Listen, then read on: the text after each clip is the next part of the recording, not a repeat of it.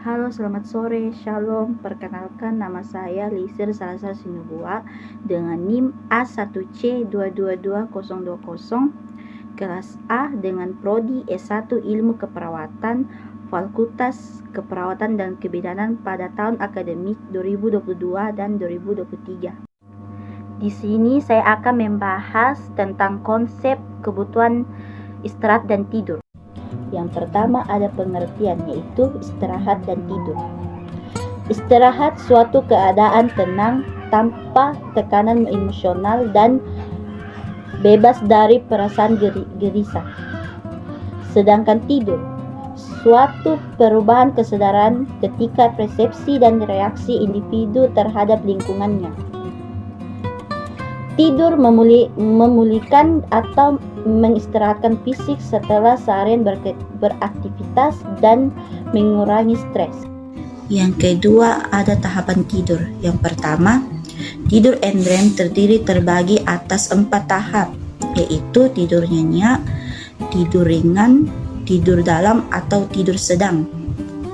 Yang kedua, tidur REM terdiri setiap 90 menit dan berlangsung selama 5-30 menit. Yang ketiga, tidur REM tidak senyenyak tidur NREM atau mimpi. Yang keempat, tonus otot terdepresi. Yang kelima, sekresi lambung meningkat. Yang keenam, frekuensi jantung dan pernapasan tidak teratur.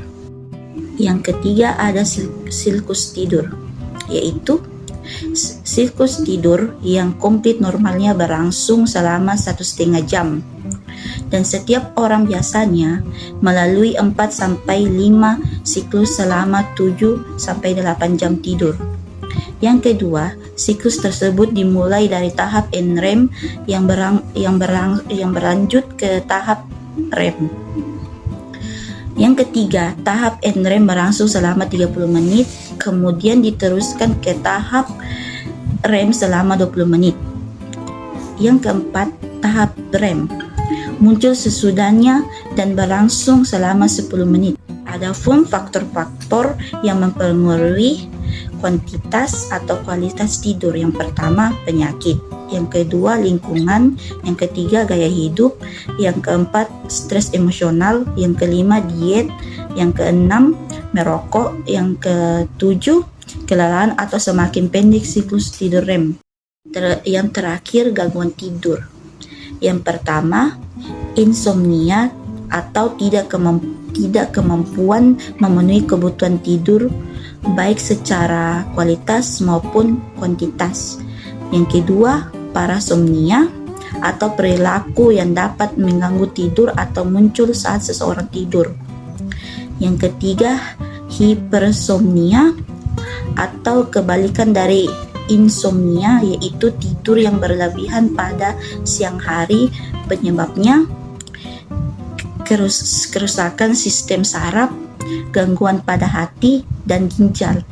Yang keempat, narkosepsi atau gelombang kantuk yang tak tertahan yang muncul secara tiba-tiba pada siang hari.